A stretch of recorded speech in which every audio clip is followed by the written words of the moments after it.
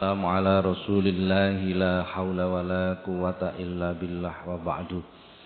La hadratin nabiyil mustafa Muhammadin sallallahu alaihi wasallam alihi wa azwajihi wa auladihi wa dhurriyyatihil kiram wa ila jami'i baqiyati sahabati wa tabi'in syuhada'i wa salihin wal ulama'il amilin wa musannifin wa mu'allifin jami'il malaikatil muqarrabin sadatina sufiyatil muhaqqiqin Susan ila sultanil awliya Syekh Muhyiddin Abdul Qadir al-Jilani Sairil awliya illah wal awliya tis'ah wa ummahatina wa abaina wa ajdatina wa jaddatina wa masayikhina wa asatidina wa muallimina wa dawil hukukil wajibati alaina wa alal hadirina fi majlisina hadha khususan ila man fataha hadhil qaryah wa khususan ila mu'allif hadhal kitab Syekh al-Imam Jalaluddin bin Kamaluddin as-Suyuti radhiyallahu anhum sayulillahi lahumul fatihah. A'udzu billahi minasy syaithanir rajim. Bismillahirrahmanirrahim. Alhamdulillahi rabbil alamin. Arrahmanir rahim. Maliki yaumiddin. Iyyaka na'budu wa iyyaka nasta'in. اهدنا الصراط المستقيم صراط الذين أنعمت عليهم غير المغضوب عليهم ولا الضالين آمين. Para jamaah, alhamdulillah sore hari ini kembali kita dipertemukan Allah di majelis yang penuh dengan keberkahan ini. Mudah-mudahan setiap aktivitas kita dicatat oleh Allah sebagai amal soleh. Amin. Allahumma amin. Para jamaah, kita lanjutkan Al-Babul Khamisu Asyara, bab 15. Menerangkan tentang keutamaan sunnah. Tentang beberapa hal yang berkaitan dengan sholat-sholat sunnah. Bab 15 hadis nomor 3. Hadis nomor 3. Bismillahirrahmanirrahim. Qala al-musannif rahimahullah ta'ala wa nafa'ana Allah bihi wa bi'ulumihi wa 'ada 'alaina bi barakatihi wa asrarihi wa karamatihi fid dharain. Amin. Faqala sallallahu alaihi wasallam, lan dawuh Kanjeng Nabi sallallahu alaihi wasallam, man utawi sapa wonge iku salat sapa man qabla dhuhri sedurunge zuhur arba'an patang rakaat kana moko ono apa ganjarane man iku ka adli raqabatin merdekaake budak mimbane Ismail saking tedak turune Nabi Ismail. Ini menerangkan tentang pahalanya salat qobliyah zuhur.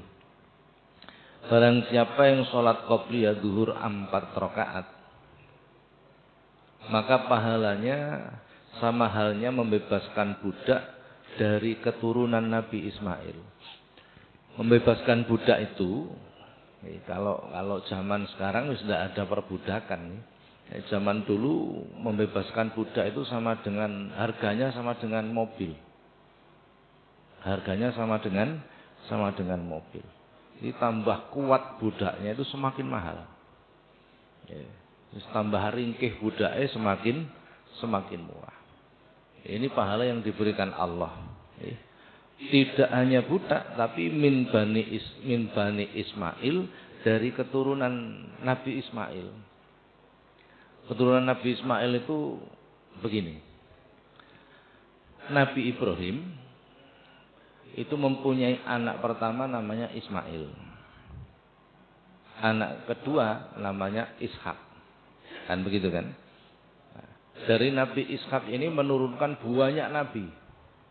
Banyak nabi yang kemudian dikenal dengan nabi-nabi Bani Israel. Termasuk Nabi Musa, termasuk Nabi Harun, dan seterusnya. Termasuk nabi-nabi yang tidak masyhur kita kenal.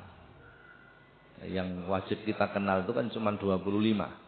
Padahal jumlahnya Nabi itu 124.000. Yang menjadi Rasul 313. Yang wajib kita ketahui 25. Wajib loh itu. Jadi wajib itu ya kita harus tahu. Nabi Adam, Nabi Idris, Nabi Nuh, Nabi Hud dan lain sebagainya. Termasuk nabi-nabi yang tidak masyhur kita kenal. Ya, seperti Nabi Samuel itu. Jadi Samuel itu nama nabi sebenarnya. Itu salah satu nabinya Bani Israel. Nah, jadi banyak sebenarnya nabi-nabi. Kalau ada nabi namanya Nabi Hizkil.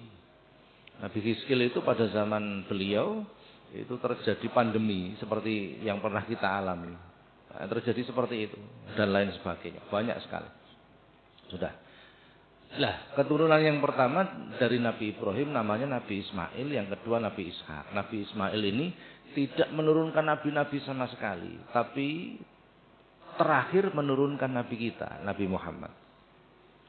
Nah, keturunan dari Nabi Ismail ini diterangkan dalam hadis keturunan yang terjaga. Karena akan menurunkan nabi kita, Sayyidul Anbiya wal Mursalin, pemimpinnya para nabi dan para rasul. Maka leluhur nabi kita itu leluhur yang terjaga. Terjaga semuanya. Jadi ayahnya, kakeknya, buyutnya itu orang-orang yang terjaga, orang-orang yang taat. Orang-orang yang taat. Taat kepada Allah dan mengikuti ajaran Nabi Ibrahim. Mengikuti. Jadi Rasulullah sendiri itu juga mengikuti ajaran Nabi Ibrahim. Khususnya tentang sholat.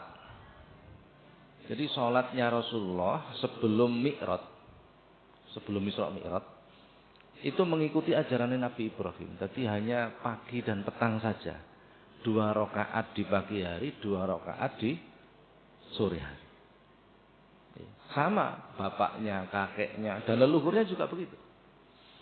Orang-orang yang terjaga. Bahasanya seperti itu. Baik. Jadi sama halnya pahalanya membebaskan budak. Yang budak itu keturunan Nabi Ismail. Jadi orang-orang yang baik. Jadi budak, kalau ada budak itu wong apik, itu berarti luar biasa. Jadi, apa ada budak yang baik?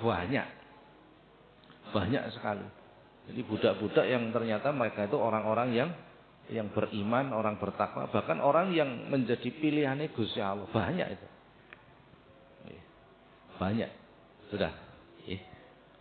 Para jamaah, ini menunjukkan pahala yang diberikan Allah sangat besar bagi orang yang melakukan sholat qobliyah duhur. Tapi ngeten, jadi ada hadis itu, insya Allah nanti di belakang itu ada. Jadi ada waktu-waktu yang di situ menempati waktu yang makruh tahrim. Makruh tahrim itu makruh yang mendekati haram. Waktu yang makruh mendekati haram untuk melakukan sholat. Nah ini sebaiknya ditinggalkan. Sebaiknya ditinggalkan. Apa waktu yang makruh tahrim itu? Yang pertama setelah subuh. Bar subuh. Itu waktunya itu makruh tahrim. Tahrim itu haram. Makruh yang mendekati haram. Apakah boleh Pak sholat setelah subuh? Boleh, tetapi makruh tahrim. Jadi seolah-olah sia-sia. Seolah-olah sia-sia. Yang kedua, waktu zawal, tepat matahari di atas kepala kita, itu makruh tahrim. Jadi hati-hati di sini. Mengenai adzan zuhur itu sebaiknya agak mundur sedikit. Dalam hadis itu diterangkan, Rasulullah menyampaikan bahwa neraka itu setiap tepat matahari di atas kepala itu dipanasi. Apa dipanasi ini? Dinget. Itu cara Jawa dinget, dipanasi oleh Allah. Maka saat itu adalah waktu yang makruh untuk melakukan sholat. Waktunya. Yang makruh itu waktunya. Ila yaumil Jum'ah, kecuali hari Jumat. Hari Jumat itu neraka enggak dipanasi. Khusus hari Jumat itu neraka enggak dipanasi. Makanya adzan zuhur itu sebaiknya digeser sedikit. Digeser sedikit begitu. Menunggu bergesernya matahari. Begini agak ngaji tetap ra ngerti. Tetap gak ngerti. Jadi adzan tepat waktu itu kadang justru tidak terlalu baik juga. kadang justru tidak terlalu baik juga. Kayak Jumatan itu juga gitu, sebaiknya jangan tepat waktu. Mundur saja sedikit. Kenapa? Memberi kesempatan orang-orang yang jauh supaya bisa hadir ke masjid tidak terlambat. Betul. Jadi saya beberapa kali hadir di masjid di wilayah Gunung Anyar itu. Imam wis sholat, itu jamaah itu baru banyak yang datang. Baru banyak yang hadir, kan kasihan ini. Ini kasihan. Ini enggak mengikuti kaidah fikih. Kaidah fikihnya daf'ul mafasid muqaddamun ala jalbil masalih. Begini, jadi fikih itu produk hukum. Untuk memutuskan hukum itu butuh rumusan, namanya kaidah fikih. Jadi panjenengan senggolan lanang wedok batal, itu namanya fikih, hukum. Untuk memutuskan hukum itu butuh namanya kaidah fikih. Nah, kadang orang nggak memperhatikan ini, yang diperhatikan hanya produk fikihnya, sehingga tidak bisa bersikap bijaksana. Begitu nih. Jadi ini perlu perhatikan. Jadi kayak Jumat itu sebanyak adzannya diundur sedikit. Wis ra ketang sak menit, 2 menit pokoknya mundur. Memberi kesempatan orang untuk hadir ke masjid. Begini, masyarakat kita kan rata-rata pekerja. Mereka melakukan sholat Jumat itu nunggu waktu istirahat. Kan begitu kan? Nah, ini kita harus toleran kepada mereka. Itu nih. Nah, begini ini sebaiknya diperhatikan. Sudah. Jadi waktu yang makruh tahrim pertama setelah subuh, yang kedua tepat matahari di atas kepala kita. Yang ketiga setelah asar. Setelah asar itu makruh tahrim. Untuk melakukan sholat. Yang makruh tahrim itu waktunya, bukan sholatnya. Jadi kalau pertanyaannya apakah boleh? Boleh saja. Tetapi seolah-olah sia-sia karena menempati waktu yang makruh tahrim. Kalau saya disuruh milih apa yang harus saya lakukan. Panjenengan nek mirsani kula nek maghrib tidak pernah saya salat qobliyah maghrib, itu tidak pernah saya. Karena menempati waktu yang makruh tahrim. Saya lebih memilih melakukan yang sunnah daripada melakukan yang makruh tahrim. Apa itu? I'tikaf dan memperbanyak doa. Itu lebih disunahkan. Gitu nih. Jadi masih ibadah ya butuh ilmu. Jadi tidak boleh ibadah ngawur, itu tidak boleh. Sampai sholat subuh jam 4 sore, boleh atau tidak itu? Nah, jadi ibadah itu tetap butuh ilmu. Sudah gitu, kurang lebih seperti. Jadi ini adalah 3 waktu yang makruh tahrim untuk melakukan sholat. Bagaimana bila sholat itu sholat jenazah, Pak? Kalau wong matine duhur, arep dimakamne barasar. Menempati waktu yang makruh tahrim untuk melakukan sholat. Bagaimana ini? Nek panjenengan takon bagaimana, saya mengatakan dari awal, boleh-boleh saja. Boleh-boleh saja. Dilakukan itu boleh. Sholatnya tidak haram. Yang makruh tahrim itu adalah waktunya. Tetapi saya mesti lebih memilih lebih baik didahulukan. Kalau saya pribadi. Kalau saya pribadi seperti itu. Sudah, contohnya seperti itu. Kita lanjutkan. Waqala sallallahu alaihi wasallam lan dawuh Kanjeng Nabi sallallahu alaihi wasallam. Manutawi sapa wong iku salat sapa man rakaataini 2 rakaat. Fi qalain ing dalem persepen layarahu kali ora weruh hu ing man illallahu kejaba Gusti Allah wal malaikatu lan para malaikat kutiba maka den catet lahu kedue man baraatun minan nar lebaran saka geni neraka. Masyaallah. Barang siapa yang sholat 2 rakaat di tempat yang sepi yang tidak diketahui orang kecuali diketahui Allah dan malaikatnya, maka dicatatlah baginya orang yang terbebas dari api neraka. Jadi sholat golek tempat yang sepi itu ternyata ada kesunahannya. Ternyata ada kesunahannya. Ternyata ada kesunahannya. Ini, jadi kadang itu makanya begini, kalau di bab yang depan menerangkan tentang sholat jamaah. Jadi sholat dilakukan berjamaah itu selisihnya dengan sholat yang munfarid sendirian 25 derajat sampai 27 derajat bahkan sampai 50 derajat. Kan begitu kan kemarin keterangannya. Itu sholat jamaah untuk sholat wajib.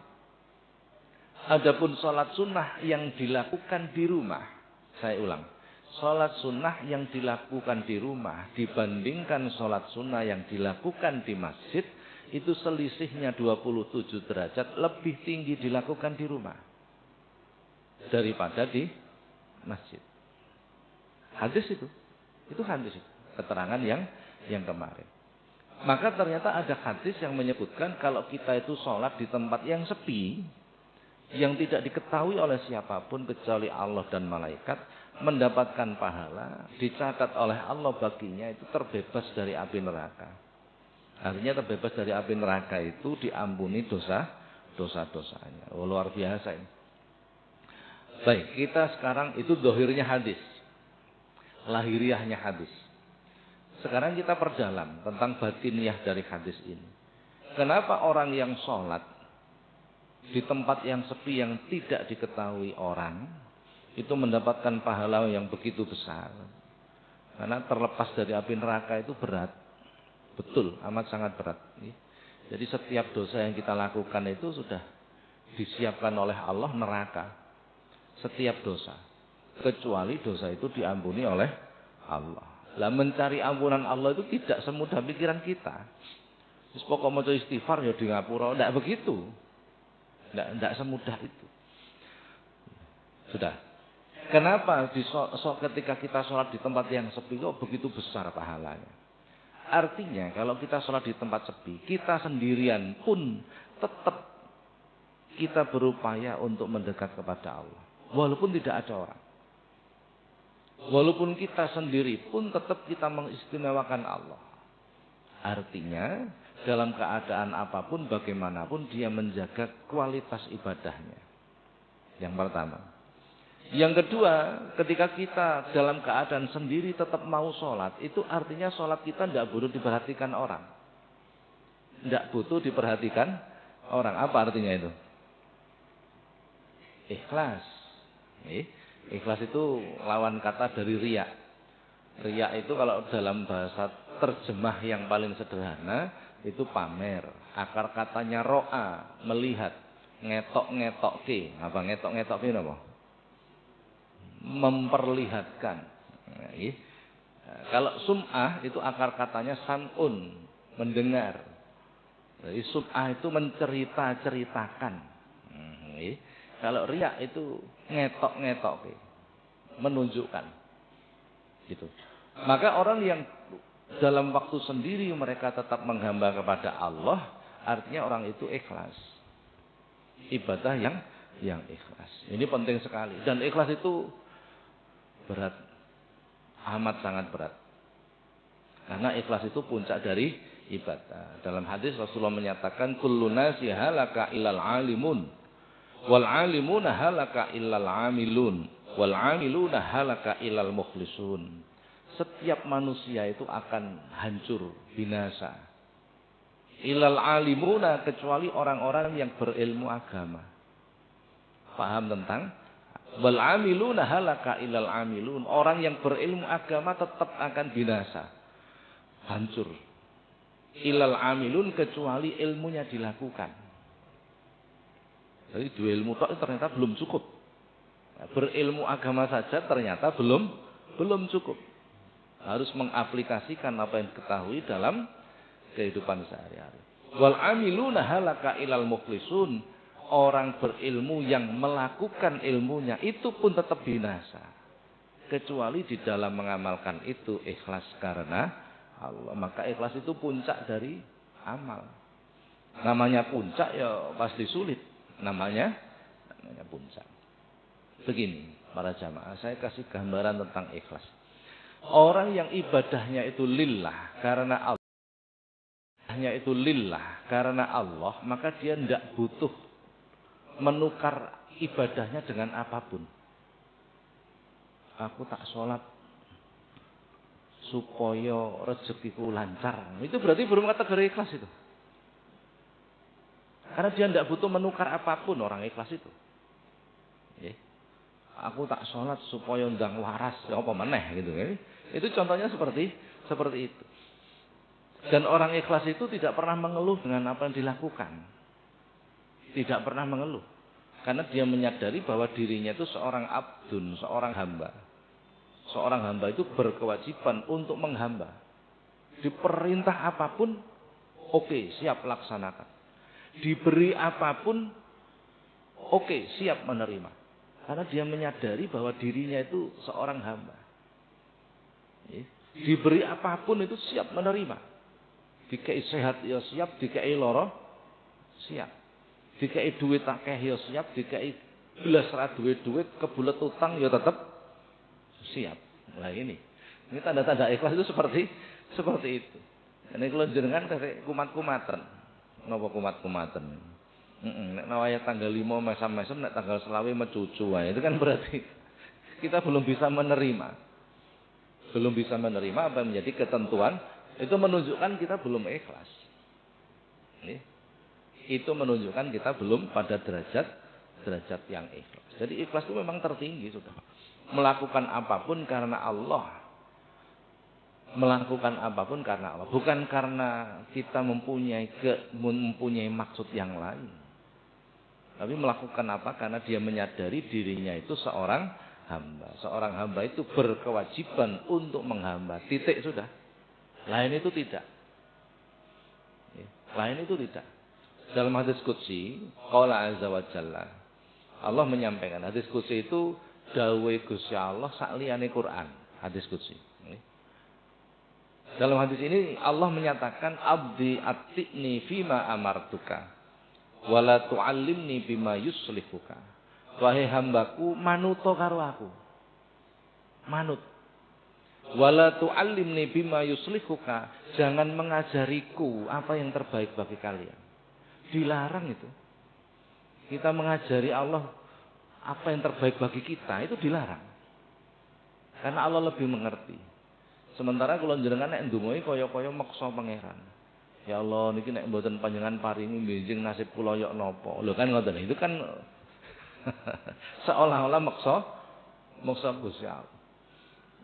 Jadi ketika kita taat kepada Allah, sudah serahkan. Maka Allah akan mengatur hidup kita. Itu namanya percaya betul sama Allah. Allah akan mengatur hidup kita. Itu jenenge percaya karo Gusti Allah. Nek kalau jenengan berusaha mengatur diri kita sendiri, itu berarti gak patek percaya karo Gusti. Lu berarti tidak boleh berencana. Enggak begitu maksudnya. Kita itu wajib berencana. Berencana, bahkan kita wajib berikhtiar, tetapi hasil itu serahkan kepada Allah. Tandanya manakala seseorang itu ikhlas, seseorang itu merasa seorang hamba, ketika hasil itu didapatkan, apapun hasil itu tidak akan mengubah dirinya.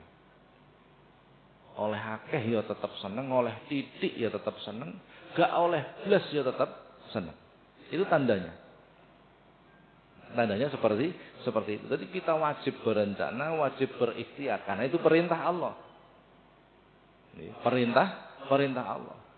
Mempunyai perencanaan harus. Tetapi urusan hasil itu bukan urusan kita. Kalau jenengan sampai ngurusi urusan hasil, itu berarti kita sudah mengkudeta Tuhan. Itu haknya Allah hasil itu. Bukan hak kita. Nah, terkadang kita merasa dengan ikhtiar yang begitu berat, menghabiskan waktu, tenaga, pikiran, bahkan modal kita, ternyata hasilnya sedikit atau tidak dapat hasil, atau oleh hasil tapi dibujuki konco, gitu. Kadang hati kita terasa sakit. Nah ini itu menunjukkan kita belum ikhlas. Itu menunjukkan kita belum ikhlas. Jadi ikhlas itu memang berat. Karena itu puncak dari amal ini tadi. Dalam hadis Rasulullah menyampaikan, akhlis dinaka yakfikal amalul qalil. Jadi sudah tidak terikat, tidak terikat dengan sesuatu yang dibuat-buat.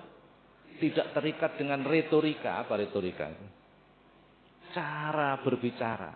Panjenengan nek mirsani wong sing cara berbicaranya itu enak, itu kan tertarik. Itu belum tentu hikmah. Belum tentu hikmah itu. Bukan itu hikmah. Lha iku wis ngajine gak enak, lagune itu ndak enak. Betul. Cara menyampaikan keterangan itu klunu alon, pelan-pelan gitu. Panjenengan menawi rawuh. Ngono nek muni niku ngoten. Nggih. Jadi mengantarkan kita untuk tidur nyenyak itu. Betul. Dan lama. Paling cepat 1,5 jam. Paling cepat itu. Tapi aneh, orang terus datang. Istiqomah. Nah ini namanya hikmah. Lagi ini nek kula njenengan ra ngaji tetep ra paham. Kenapa kok bisa seperti itu? Walaupun tidak memahami, tetapi ada gerakan dari dalam hatinya untuk merubah dirinya. Pirang-pirang itu wong paham, tapi tidak ada perubahan. Betul ya? Wah kata pun.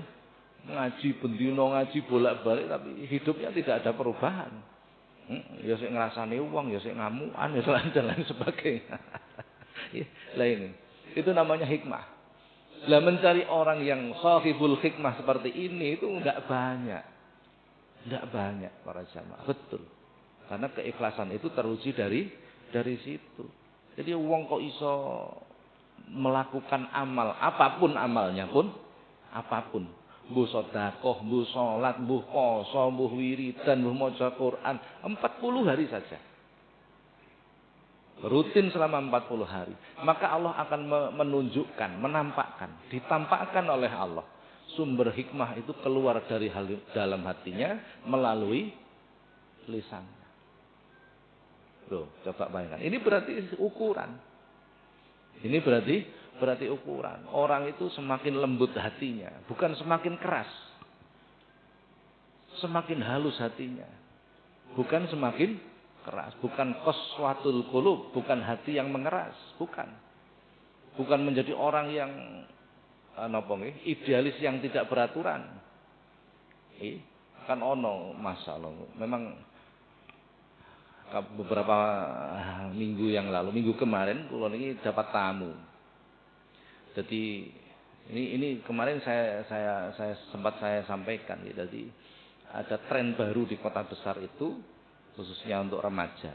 Memang remaja itu harus diamati, harus didampingi, harus itu.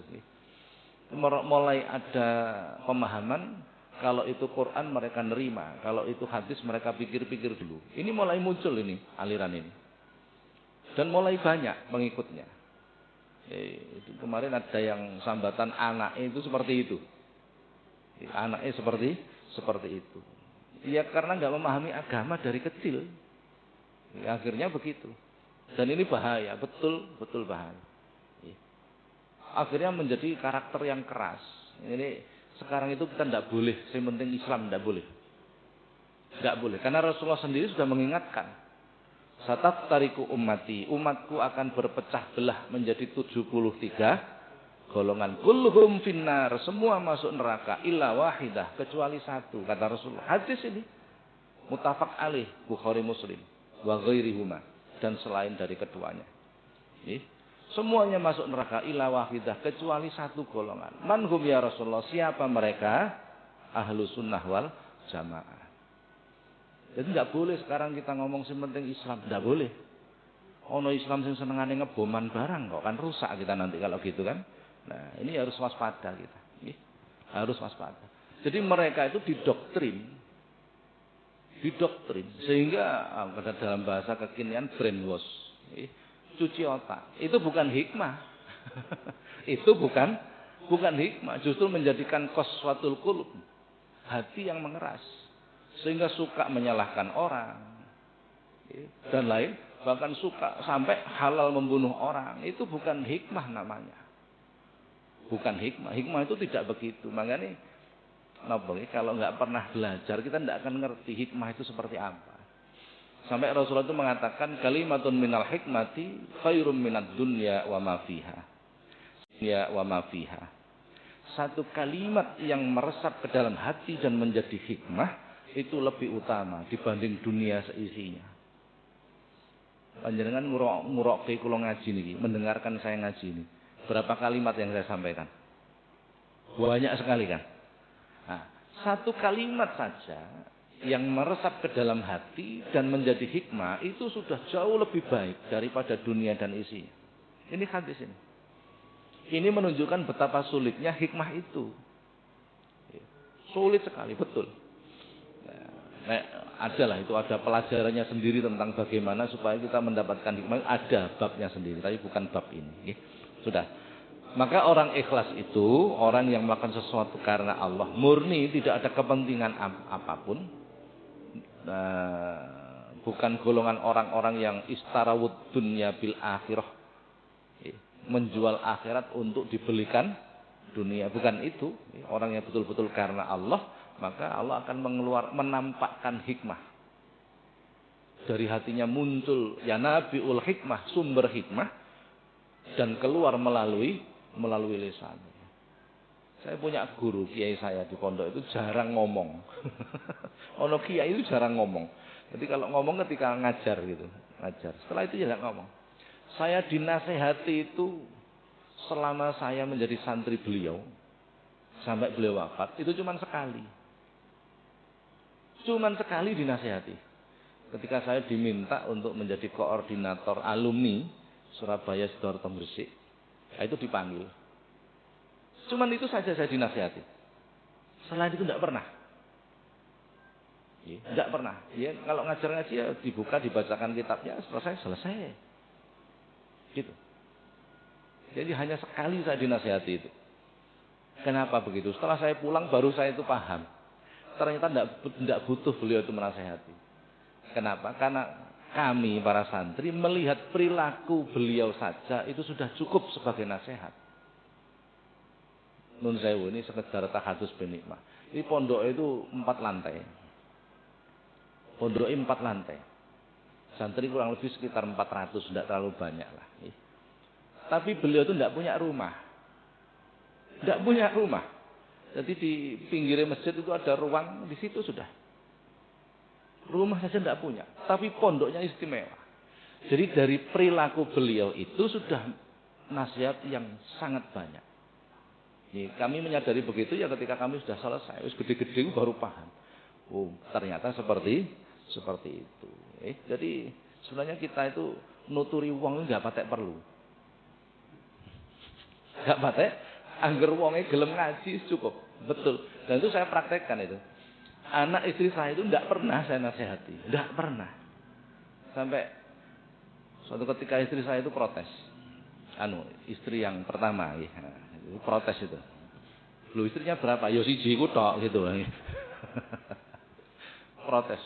Abi itu nek orang minta nasihat mesti dinasihati. Anak bojone tidak pernah dinasihati. Tidak pernah saya jawab gitu. Protes gitu tidak pernah saya jawab. Sampai suatu ketika saya ngomong, terus Pak Angger sampean melu ngaji, yang didapatkan itu jauh lebih banyak daripada nasihat. Betul nggak kira-kira? Panjenengan teko ngaji ngenten iki, yang didapatkan itu jauh lebih banyak daripada nasihat.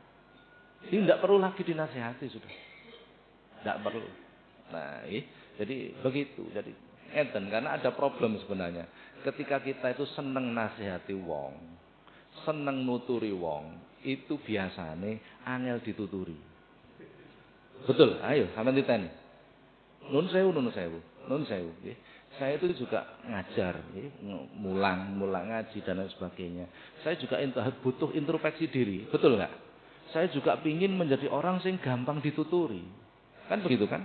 Nah, rata-rata nun sewu penyakitnya guru, karena guru itu seneng nuturi, iku angel dituturi. Sampean buktikan itu, betul itu. Dari pengalaman itu saya berusaha tidak begitu. Nggih, karena saya ingin menjadi orang yang mudah dituturi. Pasti saya punya salah. Kalau hati saya itu wis angel dituturi karena merasa aku iki tukang tutur-tutur, kan susah saya. Betul enggak? Ini jangan perhatikan itu. Jadi jangan suka nuturi wong. Wis wong iki gak ngaji selesai pun. Caranya seperti itu. Sampun. Kita lanjutkan. Ini saya jam pinten ini? Kurang berapa ini? Hah? Oke. Wa qala sallallahu alaihi wasallam lan dawuh Kanjeng Nabi sallallahu alaihi wasallam, "Min abdin ora ana min abdin saking kawula. Yusolli salat sapa abet fi baitin ing dalem omah mudlimin kang peteng. Biruku intamin kelawan rukuk kang sampurna wa sujudin tamin lan sujud kang sampurna. Ila kajaba wajibat wajib lahu kedhuiman al jannatu swarga bila hisabin tanpa hisab." Ini malah lebih luar biasa. Tidaklah seorang hamba melakukan sholat di dalam rumah yang gelap.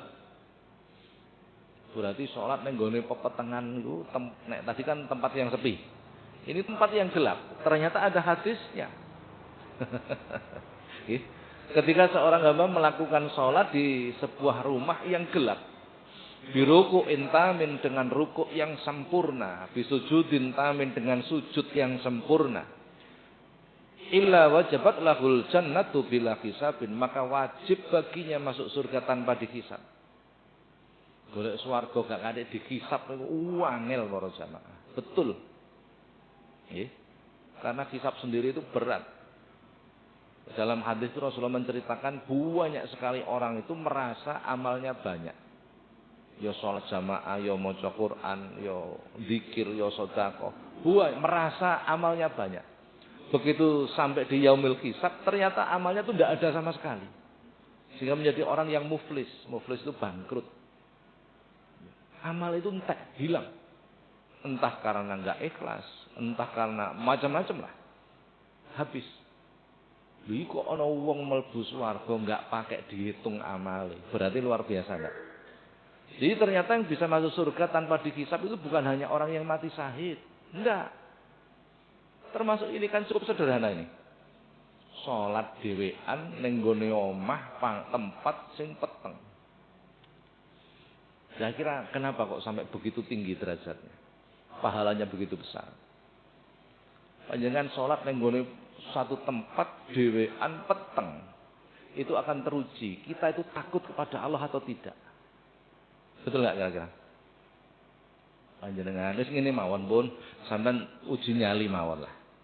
Golek kuburan sing gak ana lampune, sampean mlebu rono. Gak usah salat, wis tengok-tengok ngono wae nggih. Kira-kira kita takutnya kepada Allah atau pada selain Allah? Maka dalam redaksi hadis ini disebut biruku intamin bisujudin tamin, dengan rukuk yang sempurna, sujud yang sempurna. Artinya tidak tersusu. Bukan dang nari dang wis. Kita berkali-kali mengatakan takutlah kepada Allah, takutlah kepada Allah. Ternyata kita lebih takut gak duwe-duwe. Kan susah. Takutlah kepada Allah, takutlah kepada Allah. Liwat kuburan tok wedi. Kan susah. Berarti takut kita belum kepada Allah. Jadi ikrar kita bahwa kita itu hanya takut kepada Allah itu jangan hanya ucapan, tapi kita buktikan. Ngoten nggih.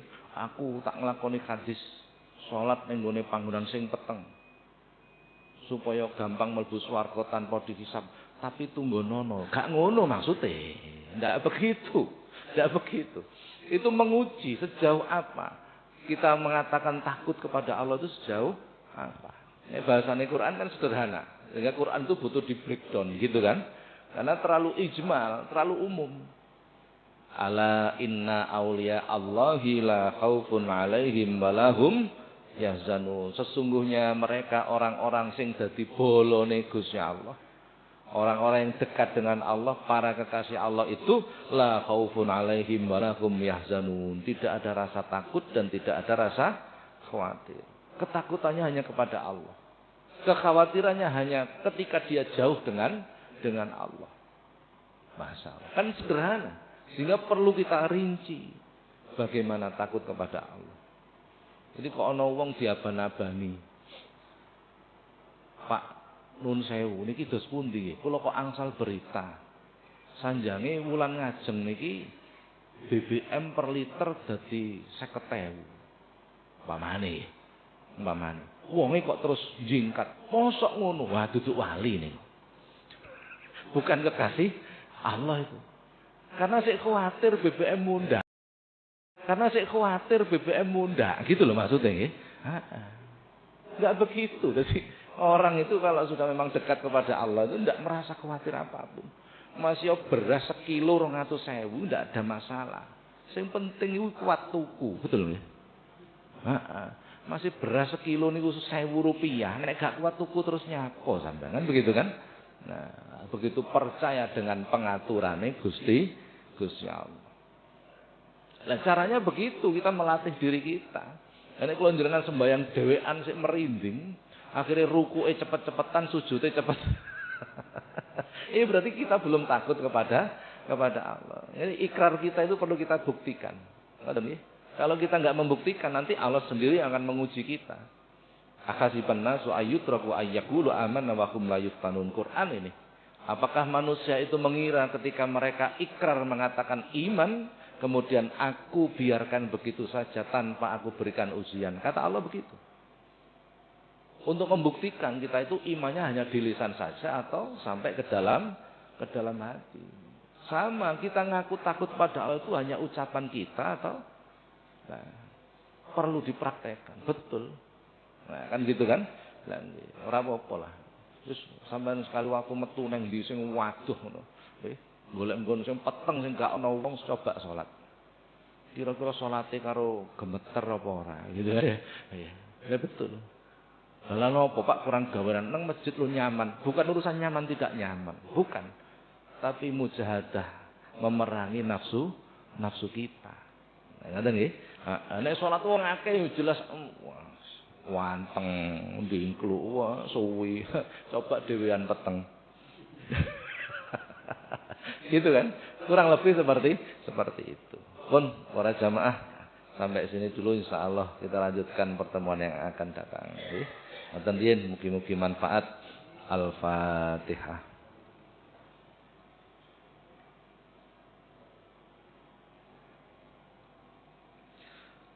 Assalamualaikum warahmatullahi wabarakatuh.